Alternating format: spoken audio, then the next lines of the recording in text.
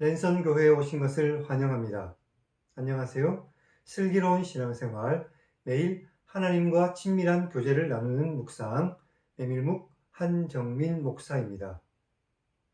집에 돌아오는 길에 갓 신내린 무당에 관한 광고가 붙어있는 현수막을 보았습니다. 어쩌면 그 현수막을 보고 상당수의 사람들이 그 무당을 찾아갈 것입니다. 이렇게 무속인을 찾아가서 점을 보는 사람들이 생각보다 많이 있는 것 같습니다. 심지어 그리스도인들 가운데서도 이렇게 무당을 찾아가서 점을 보는 사람들이 있다는 이야기를 들었습니다. 아마도 알 수 없는 미래에 대한 불안감이 이런 사람들을 찾아가 그들의 이야기를 듣게 하는 것이겠죠. 하지만 하나님이 아닌 다른 신, 그것이 비록 어처구니없는 잡신이라 할지라도 이런 신을 찾아가는 것은 하나님 앞에서 죄라는 사실을 분명히 기억하시기 바랍니다. 하나님께서는 하나님의 백성이 이런 거짓 신을 찾는 것을 기뻐하지 않으시고 미워하십니다. 하나님은 질투하는 하나님이라는 사실을 분명히 기억하시고 살아가시기 바랍니다. 그런데 세상 사람들은 무당에게 자신의 인생을 이야기하고 그리고 무당이 그들에게 어떻게 인생을 살아가야 할지 미래를 결정하게 하는 이런 어리석은 행동을 하면서도 우리의 모든 것을 아시는 하나님께 우리의 모든 인생을 맡기는 그리스도인을 비웃는 그런 어리석은 태도를 가지고 있습니다. 사랑하는 여러분, 참으로 어리석은 자가 누군지 또 참으로 지혜로운 자가 누구인지 확연하게 드러나지 않습니까?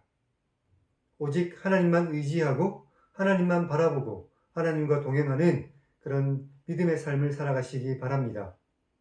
메밀묵을 통해서 하나님을 만나고 하나님만을 의지하며 살아가는 복된 우리 모두가 되기를 주님의 이름으로 축원합니다. 우리는 지난 시간에 출애굽기 21장을 읽었습니다. 종에 대한 법과 폭행에 대한 법, 그리고 받는 소에 대한 법이 기록되어 있었습니다. 오늘은 출애굽기 22장을 읽겠습니다.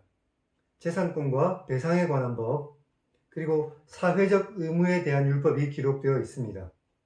그럼 성경을 읽겠습니다.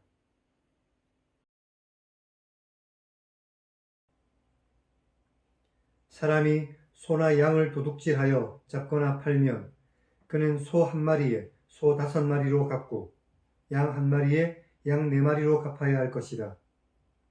도둑이 뚫고 들어오는 것을 보고 그를 쳐 죽이면 피 흘린 죄가 없지만 해가 돋은 후에는 피 흘린 죄가 있을 것이다.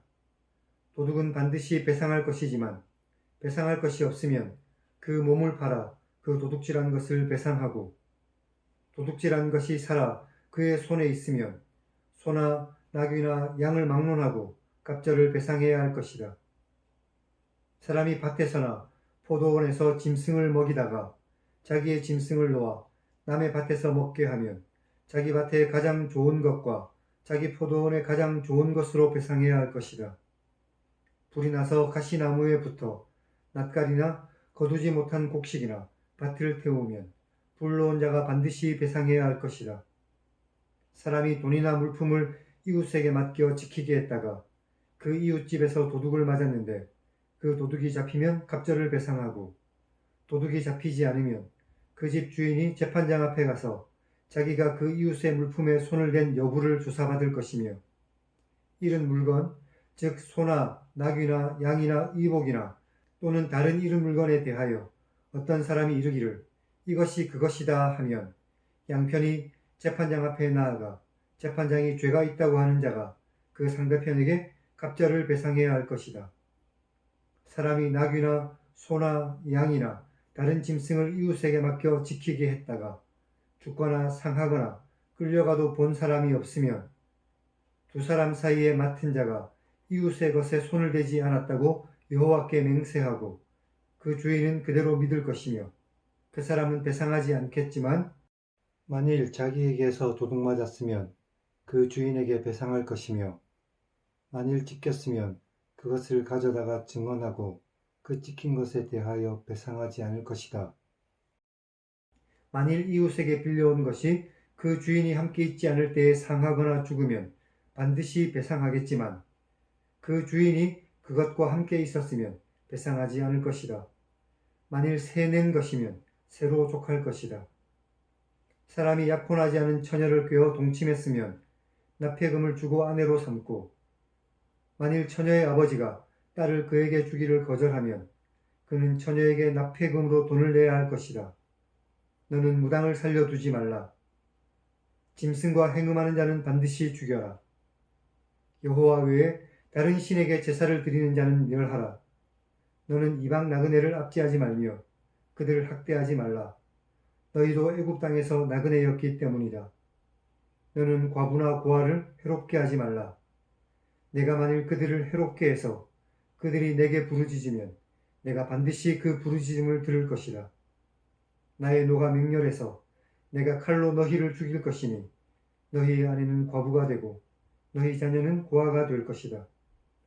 내가 만일 너와 함께한 내 백성 중에서 가난한 자에게 돈을 부어주면 너는 그에게 채권자같이 하지 말며 이자를 받지 말 것이며, 내가 만일 이웃의 옷을 전당 잡거든 해가 지기 전에 그에게 돌려보내라.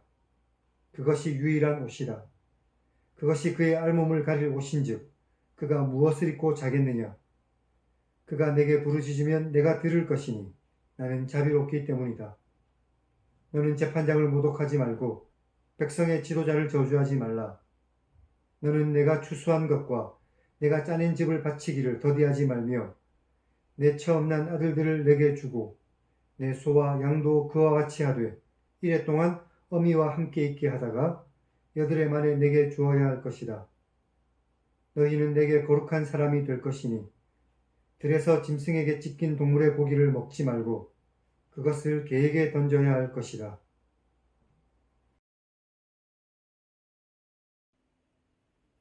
오늘은 여기까지 읽었습니다. 2절을 보면 어두움 속에서 자신을 지키기 위해서 어쩔 수 없이 살인하는 것은 죄가 아니지만 대낮에 침입자를 살해하는 것은 정당화되지 못했습니다. 5절을 보면 보상은 언제나 최고의 좋은 것으로 관대하게 시행되어야만 했습니다. 6절의 가시나무는 아마도 경작지의 경계를 결정하는 울타리로 사용된 나무로 보입니다. 11절을 보면 이 사건을 아무도 본 사람이 없을 때는 재판장 앞에서 여호와께 맹세하게 했죠. 그리고 그 맹세를 모두가 받아들이게 했습니다. 16절에 나오는 납폐금은 신랑될 사람이 신부의 가족에게 신부의 값으로 지불하는 일종의 선물 같은 것이었습니다. 무당이나 행음하는 자, 그리고 여호와 외에 다른 신을 섬기는 자는 모두 다 진멸하라고 하나님께서 말씀하셨습니다. 가난한 자와 고아와 과부와 나그네는 하나님의 특별한 관심과 돌봄의 대상이었고 후에 레위인과 함께 이스라엘 공동체가 돌보아야 하는 대상들이었습니다. 그리고 이것은 오늘날도 역시 마찬가지입니다. 그리고 오늘 말씀에 보면 그들에게 해를 입히는 자에 대한 하나님의 진노는 매우 맹렬하십니다. 26절부터 27절까지를 보면 한 사람이 대출에 대한 담보로 제공할 수 있는 것이 오타물 밖에 없다면 그는 가난한 사람이었을 것입니다. 28절에서 백성의 지도자는 하나님의 대리자이기 때문에 그들을 저주해서는 안 되었습니다. 29절부터 30절을 보면 지난번에 말씀하신 것처럼 처음 난 모든 것은 하나님의 것이라는 것을 다시 말씀하고 계십니다. 고대 근동의 법이 오늘날의 법과 똑같다고 말할 수는 없지만 하나님께서 하나님의 백성에게 주신 이런 법들을 통해서 오늘날 우리가 어떻게 살아야 할지를 다시 한 번 더 생각해보는 그런 복된 시간이었으면 좋겠습니다. 그럼 하나님 1인칭 시점의 성경 읽기를 시청하시기 바랍니다. 하나님의 백성을 언제나 공의로 인도하시는 하나님을 우리는 만날 수 있습니다. 이 하나님의 공의를 기억하고 그 공의 아래에서 언제나 바르게 살아가는 우리 모두가 되기를 주님의 이름으로 간절히 축원합니다. 그럼 다음 시간에 뵙겠습니다.